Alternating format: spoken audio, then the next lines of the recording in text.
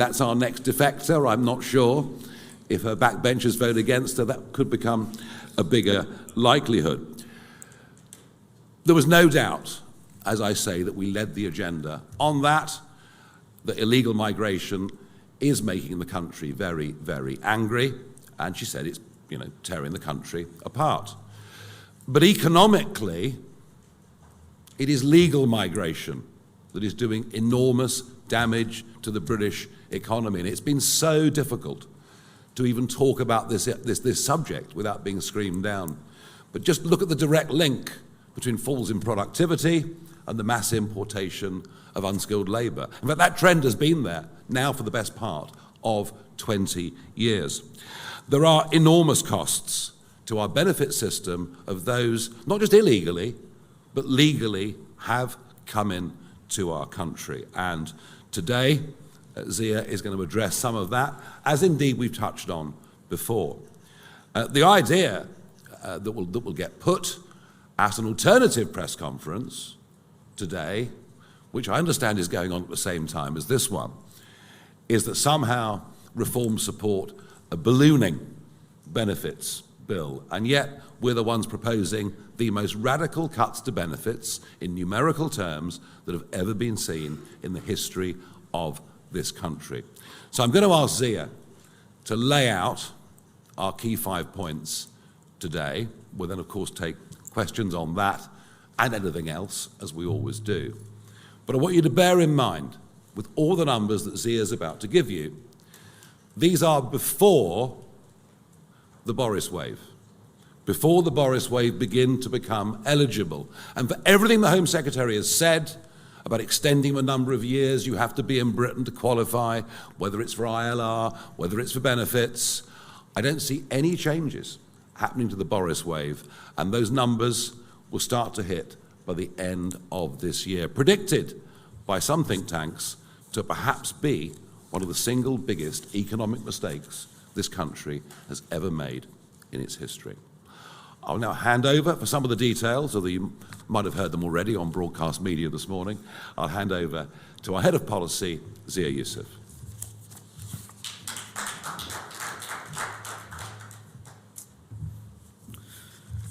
Good morning, everyone. Thank you for coming and for watching, if you're watching this on a live stream. So, tough decisions need to be made is the refrain of the political class for years, decades now. British citizens constantly being told that they need to tighten their belts and they've got to accept paying ever more tax for ever worse public services. While that's been happening, as we're about to lay out, there has been the most extraordinary ballooning of British taxpayer expense being funneled to foreign nationals, including on our own shores, that you could possibly believe. The British state exists to serve British citizens. That is quite a radical idea these days in Westminster, which is why Nigel gets heckled whenever he says such a thing inside the House of Commons. But that is what it is for. And so, yes, we agree.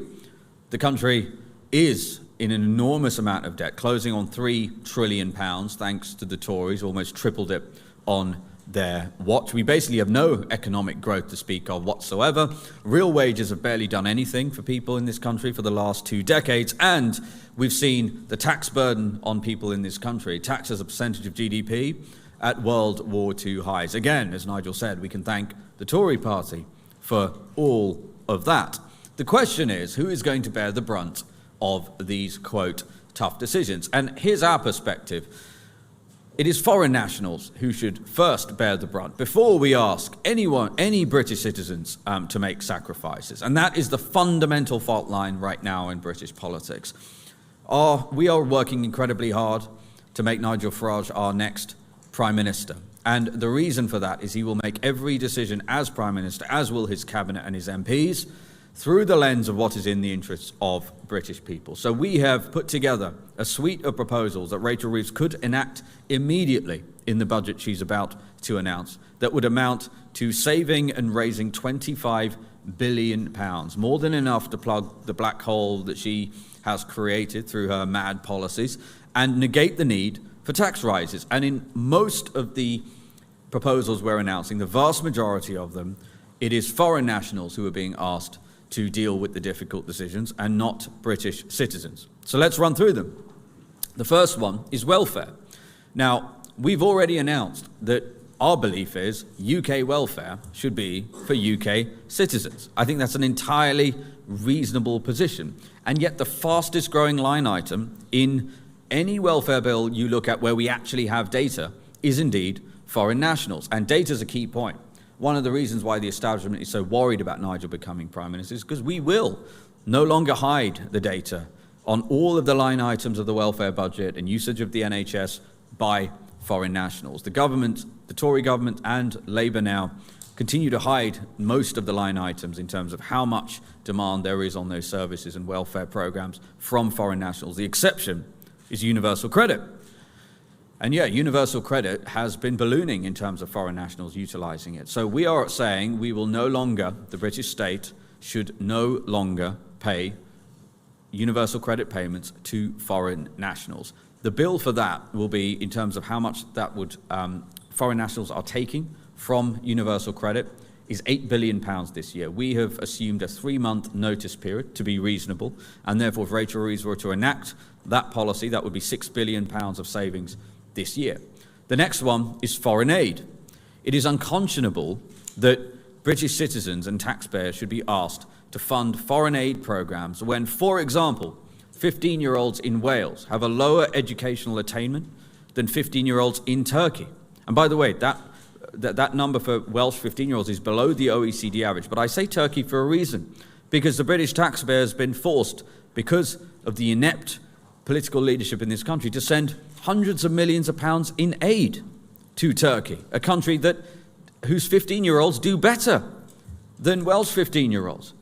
Charity begins at home, and that's before we even start talking about the fact that, for example, while Labour was resisting calls for a statutory national inquiry into the grooming gangs, they were wiring £19 million to Pakistan for child exploitation prevention programs. That is going to make British people's blood boil. It is unacceptable for us to continue to be funding foreign aid at this level while the country is in the state that it is currently in. Of course, we would aspire in the long run to do foreign aid. Why wouldn't we? But charity begins at home, and it is unacceptable to ask hard-working British people to pay ever more tax to fund these programs. So we are proposing a hard cap of £1 billion on foreign aid. That would still allow us to ring-fence our commitments to Ukraine, and it would allow us to keep our seats at multilaterals like the UN and the IMF.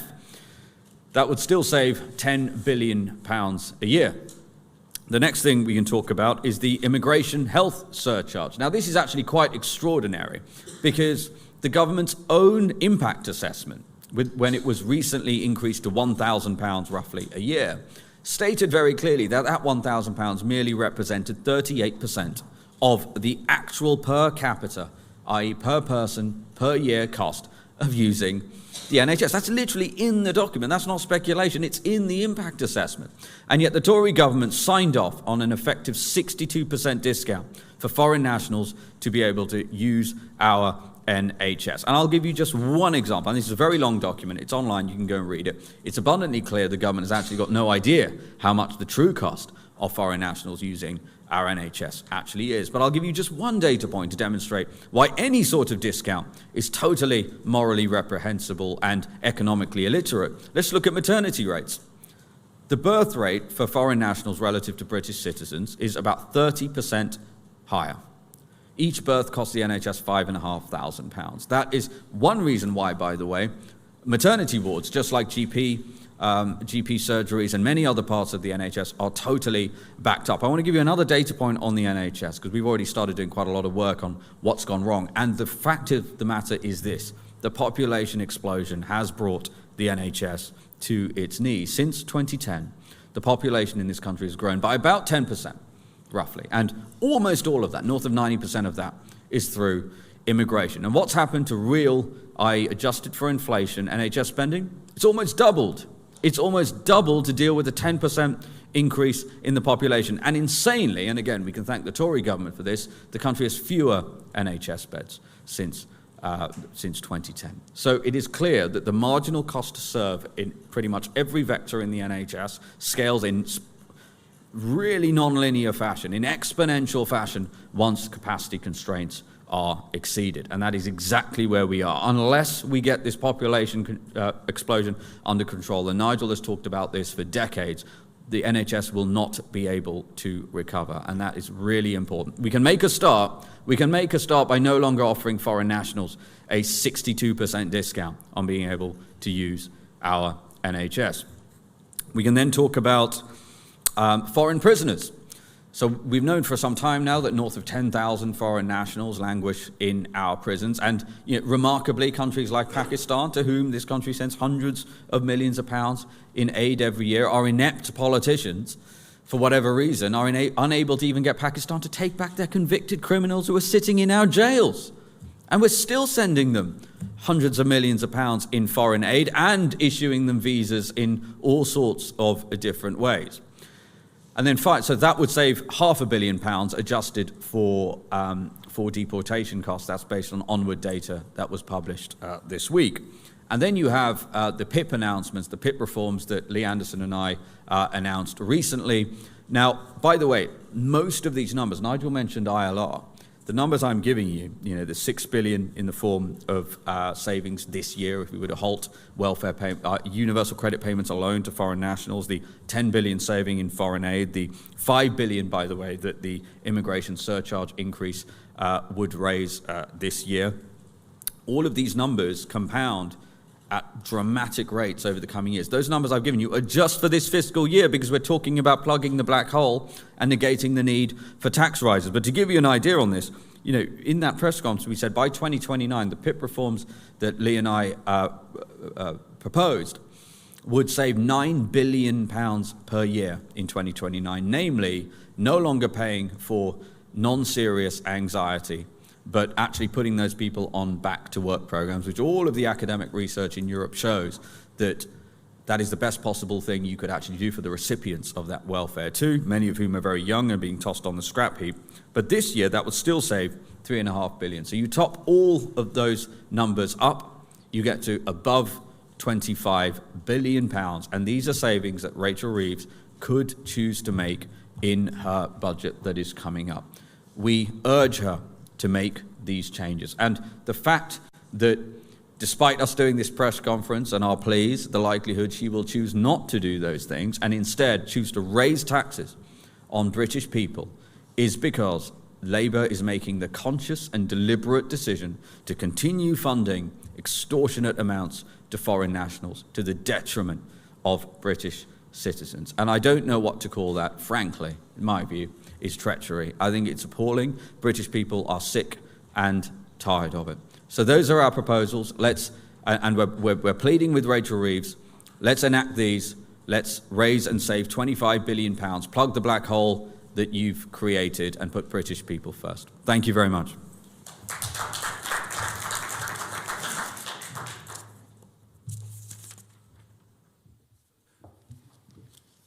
Zia, thank you. And that is the central message of today's press conference, that putting up taxes in this budget is a choice. It's a choice the Chancellor is going to choose to make in whatever form, in the end, they manifest themselves. What we do know is that an increasing tax burden is demotivating, is sending more and more people abroad. And I really worry, particularly about the number of sort of 30-something entrepreneurs, people like him, who are leaving the country because they just really fear and worry about the direction that we're going in. And once again, I want to reiterate, we as a party are proposing massive cuts in spending, and particularly massive cuts in welfare spending. And we're the first people really to have the courage in modern times to lay any of this out. Now, as ever, we will take our questions, beginning with our favourite broadcaster, the BBC, and Alex Forsyth. Thank you very much. You are talking again today about some pretty big numbers, 25 billion. Can I just press you on the workability of some of what you've announced? You said you would stop foreign nationals claiming universal credit, including those with EU settled status. That's protected by the withdrawal agreement. What gives you any sense that the EU would renegotiate that agreement? And if you say you'd act unilaterally, have you done any analysis of the potential costs when it comes to possible retaliation by the EU, including on trade? Well, firstly on the point, on numbers, the last accurate figures we have are 2015, at which point there were 4 times the number of EU nationals in the UK getting benefits as there were UK citizens in Europe receiving any kind of benefits. But the numbers since then have exploded. Yep, and so since then, the number of EU nationals in the UK claiming welfare has increased sevenfold. Sevenfold. So the facts on the ground have changed. And therefore, look, we have a choice here. Either you have a government, which we've had now for years, that throws their hands up in the air and say numbers like, for example, foreign nationals claiming universal credit, that was 950,000 about 3.5 years ago. 3.5 years ago. That number is now 1.3 million. That's 350,000 more foreign nationals claiming universal credit in this country. That's happened in 3.5 years. So you tell me this, are we supposed to just stand by and allow that to get to 2 million, 2.5 million, 3 million? Or are we actually going to say, sorry, we actually need to renegotiate this because this is patently unfair? Well, I think the whole relationship with the European Union needs renegotiating. It appears that the Starmer approach is surrender, surrender, surrender, starting with our fisheries, starting to make contributions again. I mean, the whole thing is mad. It is most certainly not what people voted for. And they were very, very clear. Labour in the general election were very, very clear there'd be no back-turns at all on our relationship with the EU, and there've been several already. But look, the relationship clearly on this, and given the explosion of numbers, the relationship is hopelessly out of kilter. We'd like to negotiate something with the EU to show we're good neighbours on a reciprocal and fair basis. Jack Carson, next up from GB News. What impact do you expect the increase in the NHS surcharge to have on waiting times? And is that money is that ever going to be reinvested into public services, or is that only ever going to be a saving for the public purse? And just on the Home Secretary's announcements yesterday, do you think that they will stop the boats? Look, I thought that what the Home Secretary said yesterday in rhetorical terms was extremely encouraging. Extremely encouraging. It's just that in realistic terms, I'm not quite sure that it will survive her own backbenches and a vote in Parliament, and I can't see that any of it actually works. I mean, you can tell the judges, please interpret the ECHR and the Human Rights Act differently, but in practice you can't actually make them do that, given the current group that we've got. So frankly, I don't actually think that most of what she said will make any difference at all. And as for the gimmick, we're going to take away people's watches and earrings, and I mean, this is just never going to happen. And even in Denmark, which of course is what they were citing, even in Denmark, I think only 17 people have had valuables removed from them. And by the way, Denmark too, now beginning to struggle with its own policies directly as a result of the European Court of Human Rights. So look, rhetorically, fine, following very many of the things that we've been saying for some years, but in practice, I doubt much of it will actually happen. Yeah, and on your question regarding the NHS, look, we've made this press conference, and our proposals are to plug the current fiscal black hole that Rachel Reeves has created so that it is not necessary for her to raise taxes on British people. With regards specifically to the NHS surcharge, you actually read that impact assessment. The changes we're proposing would not have that meaningful delta on demand. Even if it did, frankly, there's far too much immigration in this country. Yeah, thank you. Jasmine Cameron Chilesh, ITV News. Thank you. Jasmine Cameron Chileshi, ITV News. You say these cuts will raise around £25 billion. Is it your expectation that if they go ahead, a reform government wouldn't have to increase taxes such as national insurance or income tax? And just secondly, if I may, the Home Secretary has urged you, Mr Farage, to quote, sod off after you suggested she was auditioning to join Reform. What's your response? And just to confirm, would Reform MPs vote with the government on their asylum changes if needed? Yeah, I did notice actually Robert Peston arriving in the room just as we started. Well, she seems to quite like using bad language, doesn't she, the Home Secretary? There's been quite a bit of it over the course of the last 48 hours or so. I mean, look, for her to say she's not in the least bit interested in what Reform has to say is clearly utter rot. They're obsessed with what reform has to say. Just look at every Prime Minister's questions on a Wednesday and look at the Prime Minister or every other front bencher that gets up in any single debate. And if reform didn't exist, would she have made those announcements yesterday? No, she would not have done. In terms of the vote, and then I'll pass to Zia, in terms of how would we vote, well, in terms of the rhetoric, we support it. But in terms of the reality, why would we vote for something if we're convinced that it can't actually work? I also wonder, when will this actually come before Parliament in the form of primary legislation? Or is this just another, as we saw with Rishi's Stop the Boats, is it just another of one of these big performative exercises to say to the Red Wall audience, look, we're really with you. You don't need to go away and flirt with those ghastly reform types. When is this actually going to come before Parliament? Because there are many other things this government have promised that haven't yet made their way through primary legislation. Yeah, and listen, I would just comment, my personal perspective on this is that it was Keir Starmer who accused Nigel of being racist, if you remember. And I put it to you that if Nigel Farage had sat at a press conference and announced that a reform government would start taking jewellery away from people coming across on small boats, Lord only knows what would have happened. And I take great exception to that, actually. I do take great exception to that. And I do also, one of the points about that particular policy is my view is clearly entirely performative. Because I don't know who they think is coming across by small boat. It's not 50 Cent and Lil Wayne. And so therefore, taking their gold chains away is not going to raise anything like enough money to make any dent on the asylum budget. But look, the savings that we have outlined here, as I said, we put them together carefully because they are things that Rachel Reeves can actually enact. Case in point being, for example, we have put in a 3-month notice period on the ending of universal credit payments. These are things, these are not fantasy, these are real things Rachel Reeves could choose to do. And as Nigel said, these are choices Labour is making. Yes, and it's before.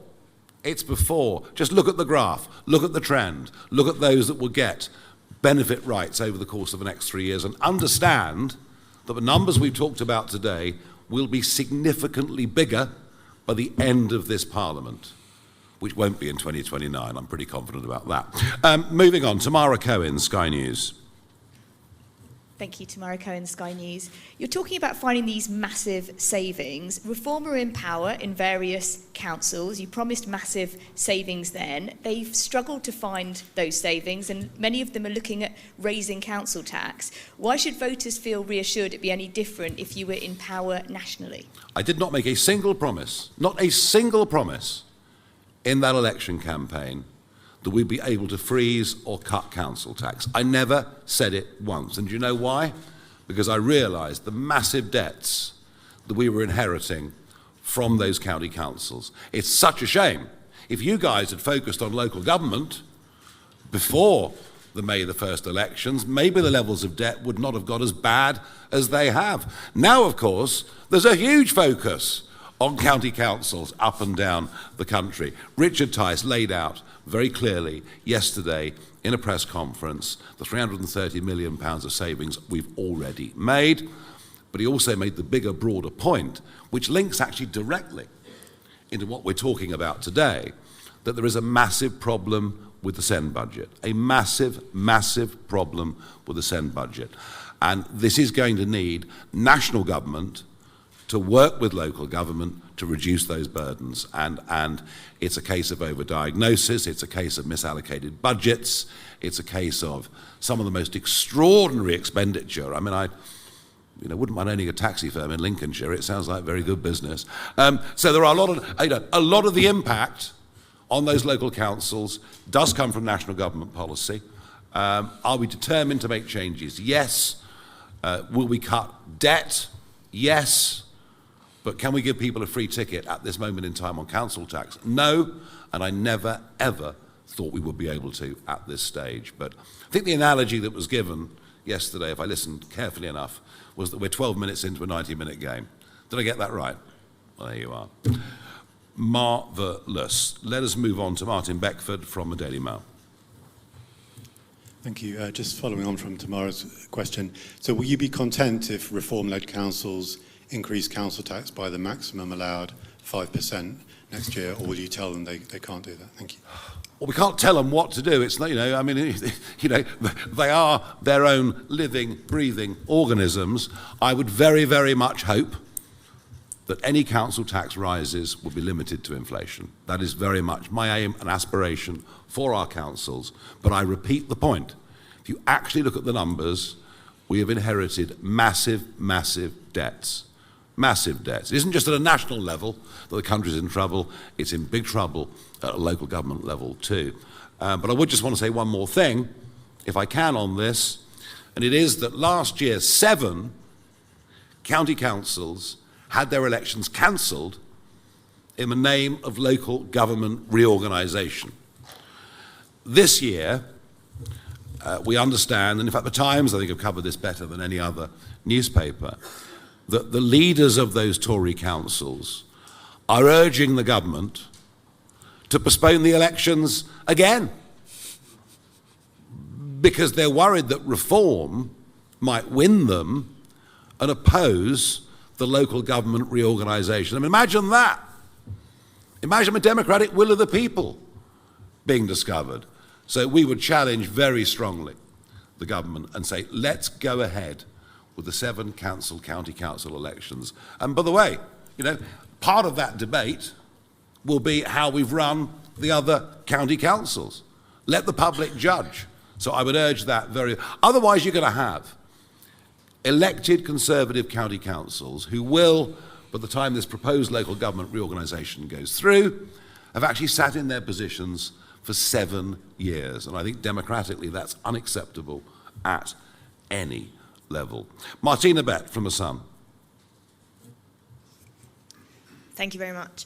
You want to cap foreign aid at 1 billion, but do you think that should come with conditions? For example, making every penny of that conditional on countries taking back illegal migrants, for example, and if they refuse, then they get nothing. And just quickly, on the confiscation scheme of jewellery and other assets, are you saying that you're against that?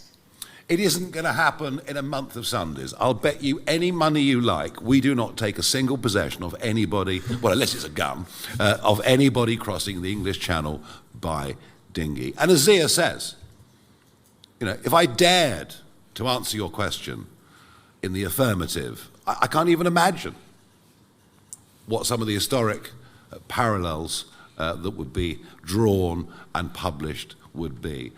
And that really gets to the heart of yesterday's event.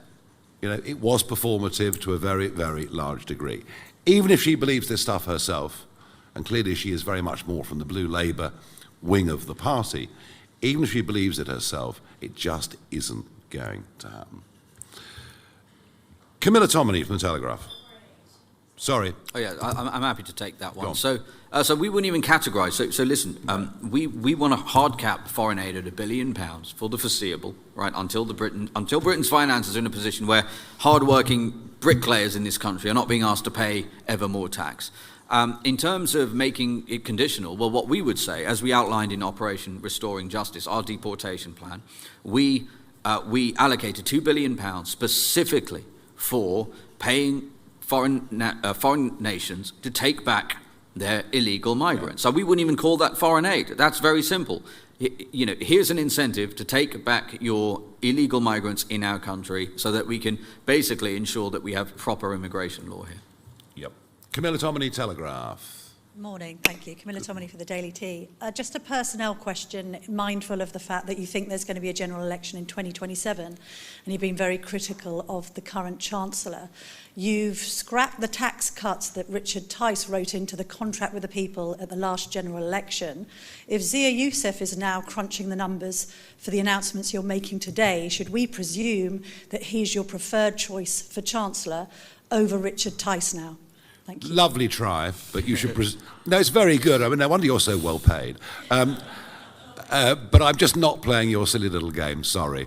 Right, moving on to the next question. Max Kendix from The Times, who has covered the local government cancellations better than any other journalist. Thank you. Couple of questions. One on, which was kind of asked before, but would be good to get addressed more fully. Is your aim to go into the next election making a promise not to raise any taxes whatsoever? Are there going to be solid commitments around that, or conversely, do you think there's an area that should be taxed more? And Zia, I wonder, Shabana Mahmood said yesterday, when she was being accused of being divisive by a Lib Dem MP, that she's the one regularly called an effing P word and told to go back home. Is that an experience of racism in public life that you sympathise with? Yeah, well, look, I've answered this a few times this morning on the morning round. So number one, I deeply sympathise with her for being in receipt of such appalling racism. That must be deeply unpleasant. And look, obviously different politicians have different reasons and motivations for saying and believing different things. I do somewhat take exception to this conflation with, or this association with, concern about immigration, legal and illegal, and racism. I do take exception to that because for, I think, decades now, and I've just been campaigning on this issue for decades, people in this country have voted time and time again for less immigration. Not because they're racist, not because they're running around shouting the F word or using the P word at people, but because they believe Britain should have borders, they believe in sovereignty, they believe in the rule of law, and they believe that if you pay taxes in this country, you should assume to actually get public services that make sense for you. So it's a subtle thing, and again, I have deep sympathy, of course, for anyone who receives that kind of racist abuse. Lord knows I've received abuse too, just like every frontline politician. But this notion that one should conflate concern about immigration, which, as she did in the chamber yesterday, with such appalling racism, I do have something of an issue with that. Yeah, Melanie Phillips in your newspaper today makes some very similar points, actually, in a very powerful article. Look, we're a party that believes we need tax cuts, that the tax burden is too high, it's a disincentive, and by the way, I want lots of people moving back to Britain. I want people moving back to Britain who are going to pay lots and lots and lots of tax. Because if you drive away the wealthiest, you drive away the highest taxpayers, which means a potentially higher tax burden for everything else. But I think what we've shown you, or I believe what we tried to show you over the course of the last few weeks, is that we fully understand that we can't even talk about tax cuts until we get our spiralling debt problem in this country under control. Equally, there needs to be a big change of culture as well when it comes to work, productivity, success, and maybe we should be championing entrepreneurs that do well and make money rather than portraying them as being evil for having done well. So there are some big cultural shifts that are needed as well. No, we want tax cuts. The tax burden is too high. We're committed to doing that, but first, we're showing you that we can make the cuts and do the things that will give us the room. Can I just say one other thing on that? And it alludes to an earlier question as well, which is that I do think there's something of an underappreciation in the media about the changing financial situation since the last general election. And the country's finances have deteriorated meaningfully, even from the shambolic and deteriorated state they were in as a result of 14 years of Tory government. And if you were to look, and we can have this conversation again the day after the budget, but my assessment is, any reasonable assessment, assuming that Rachel Reeves does not do the things we're proposing here today, sadly, is that after the budget, just to unwind that incremental new taxes that Rachel Reeves has imposed on the British people, the mad inheritance tax changes, including on farmers, the 2% increase in national insurance contributions for employers, the sugar tax, all of these things she's talking about, will be north of £60 billion. And Lord knows we would love an early general election, but by the time we get to the next general election, in all likelihood, my view is that we're going to be at north of £100 billion just to unwind the appalling tax rises that Rachel Reeves would have implemented. So we've got to be straight up with the British people about that. Absolutely. Jonathan Walker from The Express. Thank you, Nigel. I think it was Zia this morning highlighted a web page that you've set up for people who are interested in defecting to reform. I don't suppose Shabana's really going to fill it in, but are you able to tell us anything about how many people have applied, and how do you decide who to accept and who to not accept? In terms of defectors, I mean, the rule's very, very simple. We want people to come to us who we think will add to us, help us as a party, help us as a movement, as opposed to simply using us as a tool to revive their political careers. That's the criteria, plain and simple. Sophie Wingate from PA. Thank you, Sophie Wingate from PA. On renegotiating with the EU on benefits for EU citizens, can you guarantee that it wouldn't lead to retaliatory measures and higher prices for British consumers? And have you had any exploratory talks with the EU officials to see how open they might be? No, I'm not terribly popular in Brussels most of the time, it has to be said. I think they're quite pleased to see the back of me in many ways, although the European Parliament's very, very dull now that the Brexit Party aren't there. It's a negotiation. You know, it's a negotiation, and you go into a negotiation with a very clear idea of what your objectives are and what your interests are. And your interests ought to be the national interest. And the whole disaster of the EU renegotiation from the very, very early days was it was viewed by Theresa May and others as a damage limitation exercise as opposed to a rejuvenating opportunity. And so we finished up with a very bad deal that currently the Prime Minister is trying to make considerably worse. We will adopt a different approach, and you can never predict how negotiations will go, but I do think that we have a team of people who've been used to negotiations, who know what the tough side of life is when it comes to business, when it comes to putting together contracts, putting together deals, and I would argue we've got a far better chance of doing something in the national interest than any of the careerists that have gone before us. Maurizio Alencar, City AM. Hi, Maurizio Alencar, City AM, thank you. Some of the criticism of Labour has been on plans to create a so-called smorgasbord of tax rises based on quite volatile items. But then this package is also talking about some volatile items such as net migration. So, you know, is this savings package and slight surcharge fees package also not based on very sort of unpredictable forecasts? Thanks. No. Just have a look at the graph. I mean, you're City AM, for goodness sake. Just have a look at the trend. The trends have now been well established for several years, and actually the numbers are getting worse, and the predictions for those numbers, whether it's PIP, whether it's universal credit, all of this will be considerably worse this time next year and even worse the year after that. The trend is very, very clear. And this is about arresting and turning around that trend. Yeah, and I would just add to that, the only number that could in any way be described as being reliant on a variable is the one on IHS that you flagged, the immigration health surcharge. The 5 billion number we just touted as being the saving is based on the current OBR forecast for net immigration. But I also said in my speech, because we've done the numbers on this, if they cut net immigration to zero, which is what our policy is, it would still save north of 3 billion quid. So that's still 23 billion pounds, more than enough to negate tax rises. Emilio Casaliccio from Politico. Hi, thank you very much, Emilio. You say that you made no specific promises about council tax before those May elections, but reform local groups did make very clear promises. So what will you do to keep better control over what these people promise on essentially your behalf in local areas?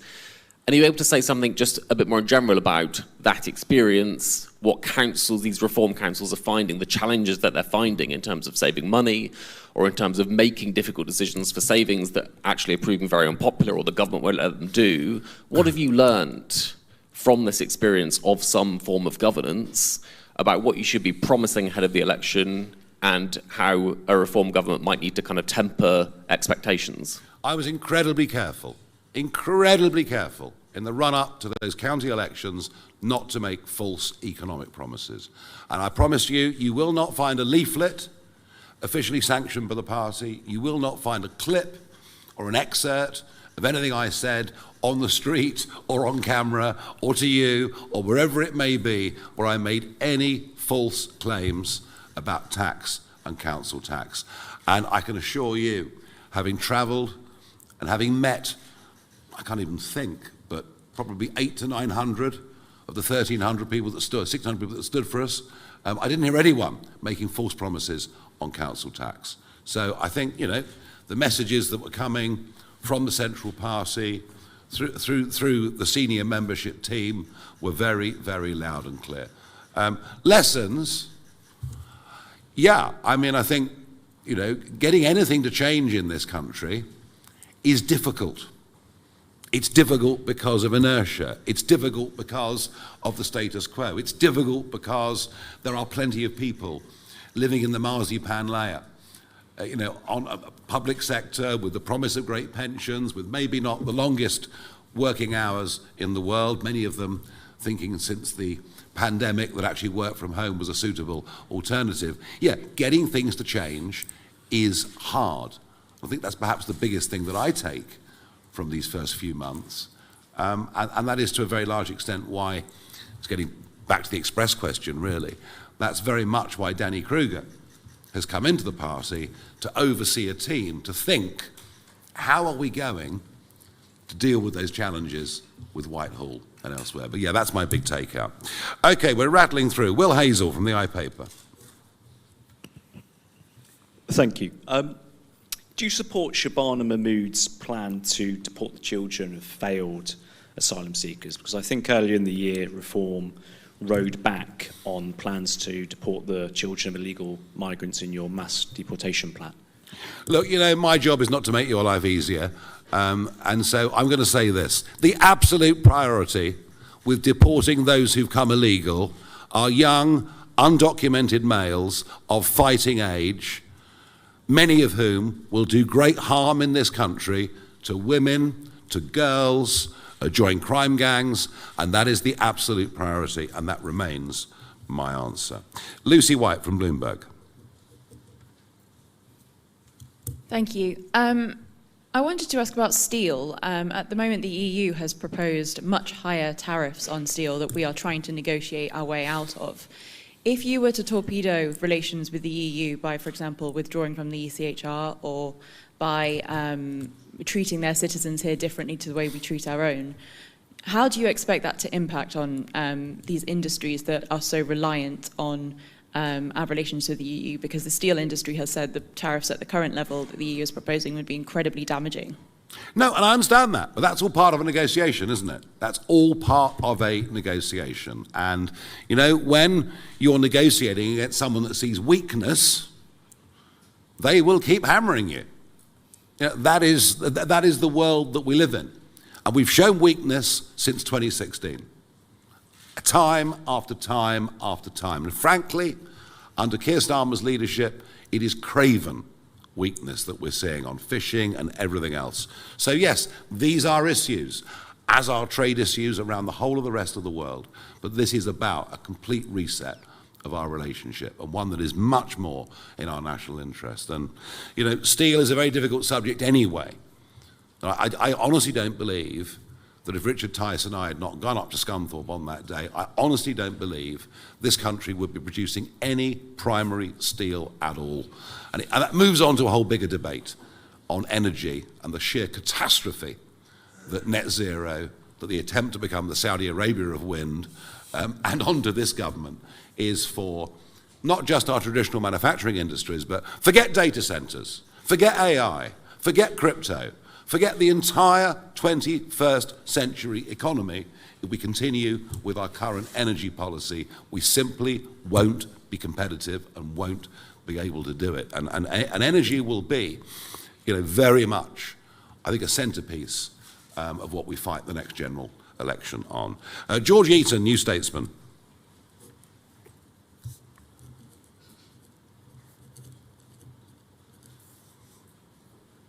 Nope, not here. Adam Cherry, Guido Fawkes. Thank you. The Chancellor next week is set to announce a milkshake tax. What is Reform's position? My favourite subject. Right. What is Reform's position on sin taxes? You mentioned the sugar tax earlier. Would you abolish it? And under a Reform government, if I go into a restaurant, would I be able to buy a Coca-Cola and get it refilled unlimited times? Oh, I've seen that. I mean, you know, it's as if we're all to be protected from ourselves and kept at home, wrapped up in cotton wool. Just take tobacco. Just take tobacco. The Australians have gone bonkers. A packet of cigarettes in Australia costs about 35 quid, maybe nearly 40 quid. So if you're living in Melbourne and you're in a criminal gang, forget cocaine. Forget, there's no money in cocaine. The money's in fags. And as a result of this, there have been 40 premises firebombed over the course of the last 2.5 years as the tobacco gangs fight against each other and burn out shops that are selling under-the-counter cigarettes. And you can go back to Adam Smith, if you like, who talked about brandy taxes. And if brandy tax is too high, guess what happens?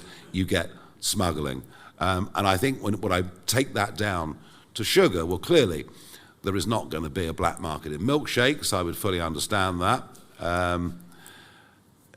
But they're hot, when they're chucked in your face, they're really vile, I must tell you. I just think we're not doing enough through education and just banning things and taxing things and saying in that particularly famous chain that you can't fill up for a second time. I mean, it's just overreach on simply on the most astonishing level. Archie Earle from Unheard.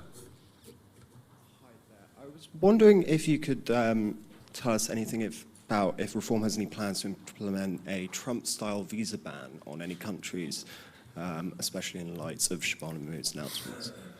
Well, the visa ban that Shabana Mahmood talked about yesterday was actually, yes, a very sensible negotiating tactic. Why wouldn't any government looking after the national interest do that? It was one of the most attractive things I thought she said. Let's show some muscle as a country, and we can do that with Nigeria, etc.